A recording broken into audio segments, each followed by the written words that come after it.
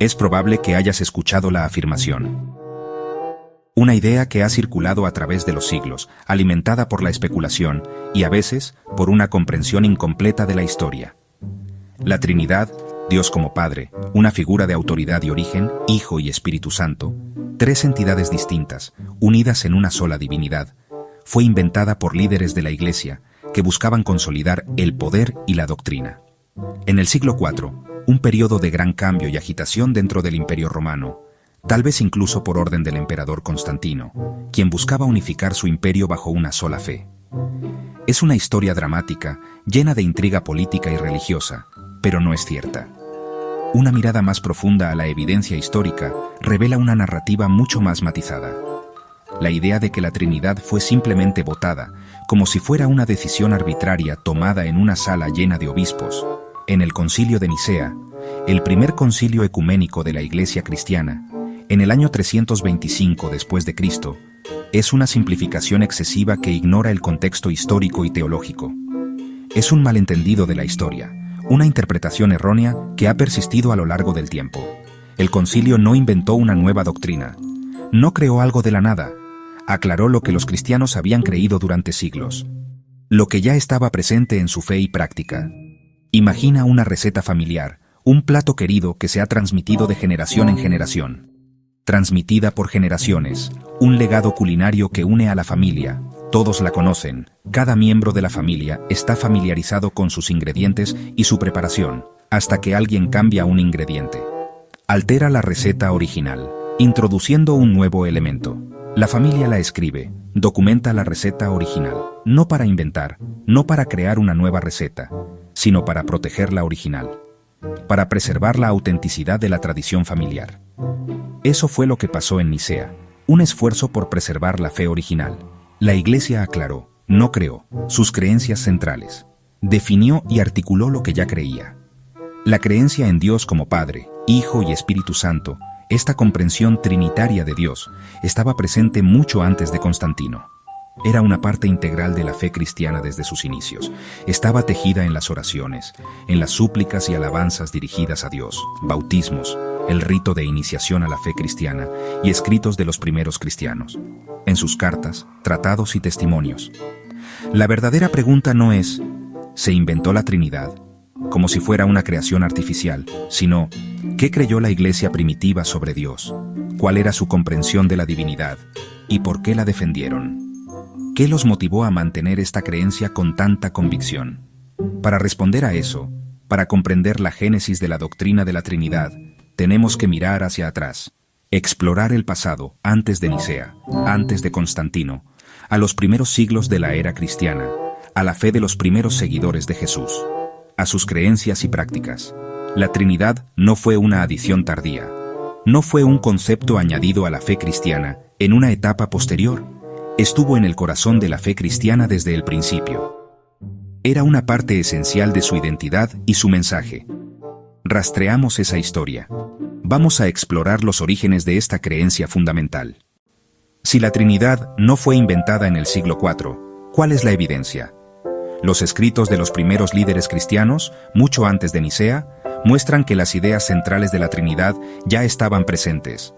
Tertuliano, escribiendo más de 100 años antes de Nicea, usó la palabra Trinidad para describir un solo Dios en tres personas, Padre, Hijo y Espíritu Santo. Incluso antes, Teófilo de Antioquía habló de Dios, su palabra y su sabiduría, términos diferentes, mismo patrón. Estos líderes no estaban inventando nuevas ideas, estaban explicando lo que sus iglesias ya creían y practicaban. Los bautismos se realizaban en el nombre del Padre, del Hijo y del Espíritu Santo, tal como Jesús mandó.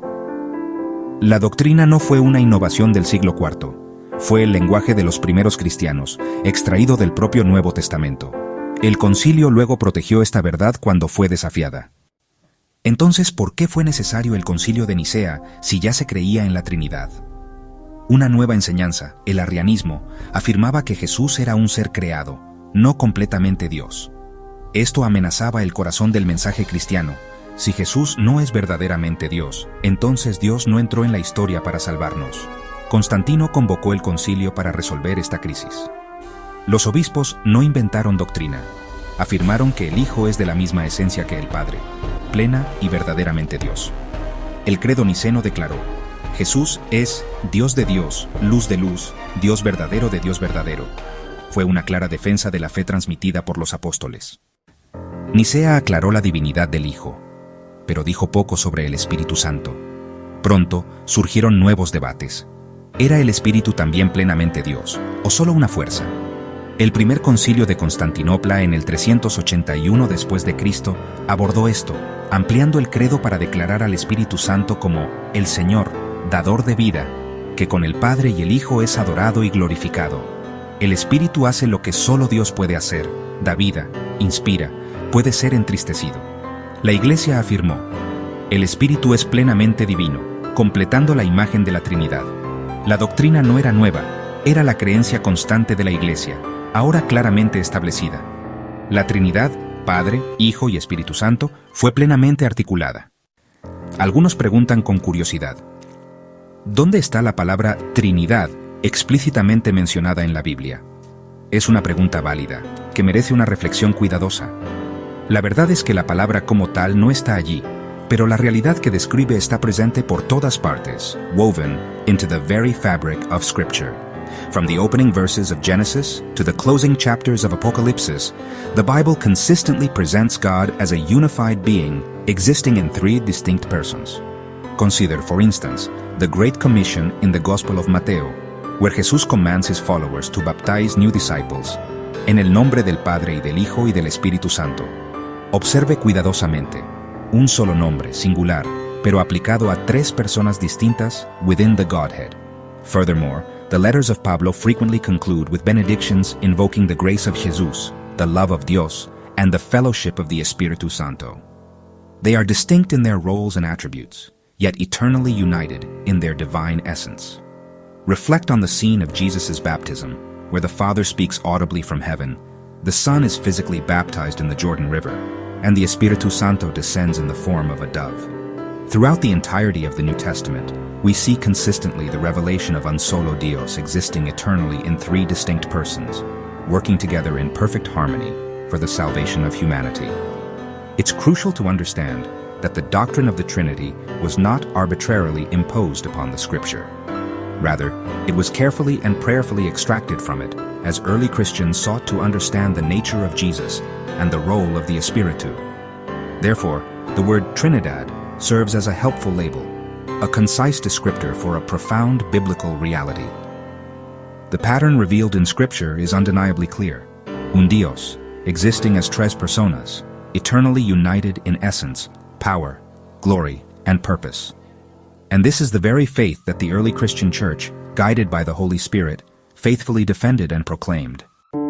¿Cómo puede Dios ser uno y tres? It's a question that has echoed through the ages, a concept that challenges our understanding. Es un misterio, a profound and sacred mystery, but esto es lo que los cristianos siempre han afirmado. It's a cornerstone of our belief. Primero, unidad de esencia, one divine nature shared by all. Padre, Hijo y Espíritu no son tres dioses, separate entities vying for power, sino un solo Dios, indivisible and complete, sharing the misma naturaleza divina. They are one in being. Segundo, distinción de personas, each with unique attributes and roles. El Padre no es el Hijo, they are distinct. El Hijo no es el Espíritu. Each possesses unique characteristics. Sin embargo, cada uno es plenamente Dios, fully divine, fully God. Se relacionan entre sí eternamente, a dance of love and purpose.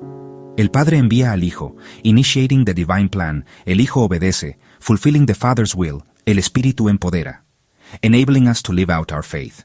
En la salvación, in the grand narrative of redemption, el Padre planea, He sets the course, el Hijo cumple, He carries it out, el Espíritu aplica, making it real in our lives. Piensa en un equipo hábil, a group of experts, igual en habilidad, diferente en rol, each contributing their unique expertise, trabajando para un mismo propósito. United in their objective. La Trinidad es unidad en la diversidad, a harmonious blend of distinct persons, coiguales, coeternos, existing together for all time, distintos en relación y obra, each playing a vital part. Esto es lo que los concilios defendieron, the core of Christian doctrine. Un Dios, tres personas, perfectly unidas. A Divine Mystery. No es un rompecabezas para resolver, a problem to be dissected, sino una verdad para abrazar. A truth to be embraced with faith. Esta unidad y diversidad está en el corazón de la fe cristiana. It defines who we are and what we believe. ¿Por qué te importa la Trinidad? Primero, muestra que Dios es relacional. El amor existió antes de la creación, dentro de la misma Trinidad. Estamos hechos para la relación, reflejando la propia naturaleza de Dios. Segundo, moldea nuestra oración. Nos acercamos al Padre, a través del Hijo, por el Espíritu. Nuestra conexión con Dios es rica y personal. Tercero, la Trinidad modela la unidad en la diversidad. Igual valor, diferentes roles, cooperación gozosa. Esto moldea a nuestras familias, iglesias y comunidades. La Trinidad no es solo una doctrina, es el fundamento de la vida, el amor y la fe. Es un misterio para adorar, no un problema para resolver. Conocer al Dios Trino lo cambia todo.